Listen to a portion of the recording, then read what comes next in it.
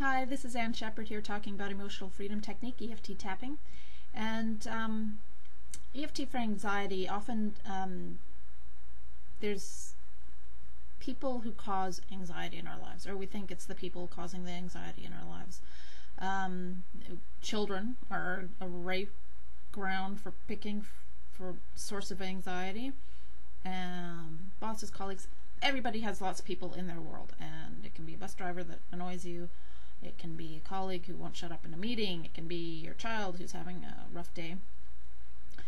And there's a notion of, there's a school of surrogate tapping, and meaning that you say, I am tapping on behalf of Jake or Betty or whoever, and please let them, feel better, or go to sleep, or eat their beans, or what have you.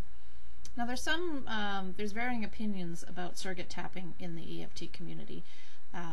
Some say that it can help, calm people, and you tap in and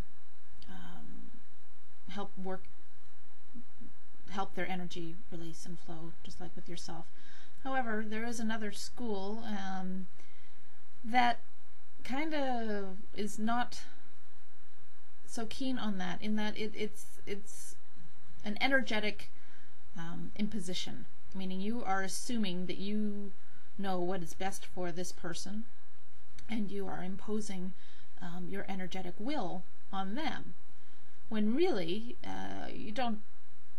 argument is that you don't have any right to do that, and you don't know necessarily, how would you know what is best for that person?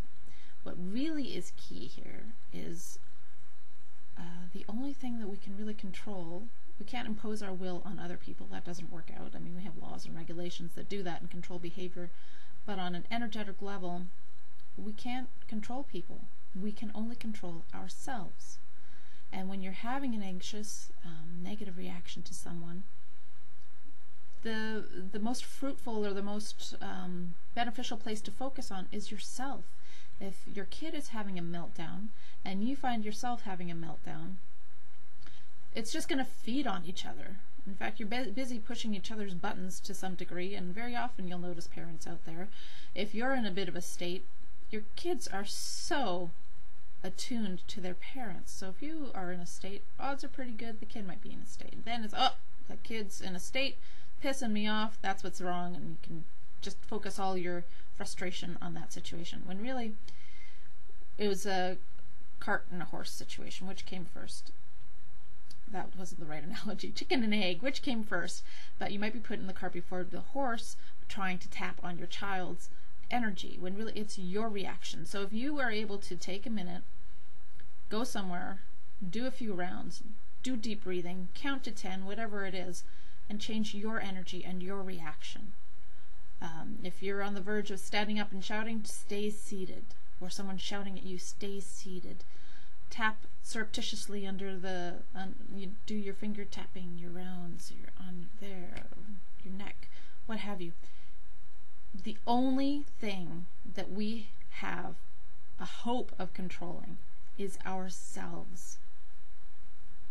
And the key, I heard this once, the definition of effective communication is seeing your desired outcome in others. So having others react the way you want them to. And it's not manipulation. It's if you are giving out the right energy and communicating effectively, you'll get the response you want back. So if you're able to calm yourselves down, if you're able to take a moment, and you're able to either A, not react to your child having a meltdown, or B, be calm enough that all of a sudden your child will notice and they too become calm, and you're able to have a coherent conversation about what is going on. So again, surrogate tapping, a little bit controversial.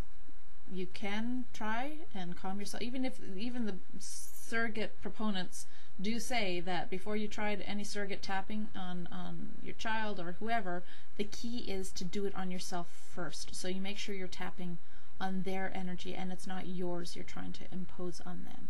So whether or not you believe in surrogate tapping, or a proponent of it, or don't adhere, or you don't believe in that particular approach, either way, the first step is to tap on yourself. Because, as we know, People are a reflection of ourselves, so it's the energy you bring to a situation. So if you're looking to take the anxiety level down, use some EFT for anxiety, do some EFT tapping on yourself, and you'll see maybe the situation will change. Take care.